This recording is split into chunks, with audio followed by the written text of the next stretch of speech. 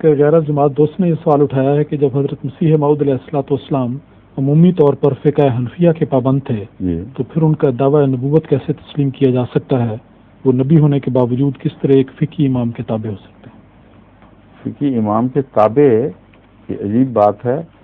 جب نبوت نہ ہو تو انسان لازماً اپنے سے پہلے بزرگوں کے تابع خود بخود چلتا ہے اور ایک تو ہی فیصلہ ہوتا ہے.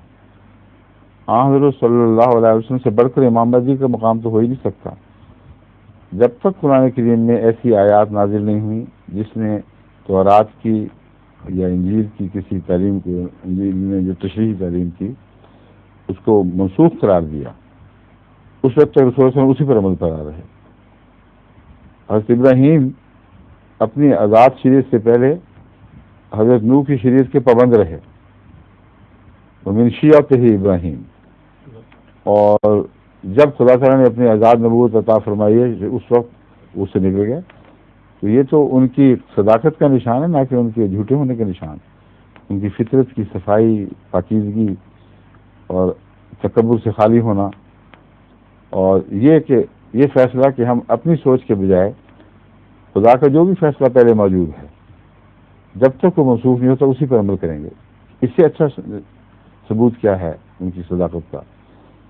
تو ائمہ نے چونکہ محنتیں کی تھیں، بہت لمبے عرصے تک چھان بین کے بعد قرآن اور حدیث سے نتیجے اخذ کیے تھے.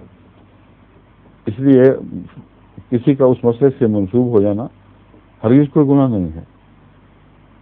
لیکن سوال یہ ہے کہ جب خدا نے اس مسلک سے ہٹ کر کچھ اور باتیں بتائیں تو ہٹے کہ نہیں؟ اگر ہٹ گئے تو نبی ہیں پھر، سمجھ گئے نا؟ ظہور مہدی آخر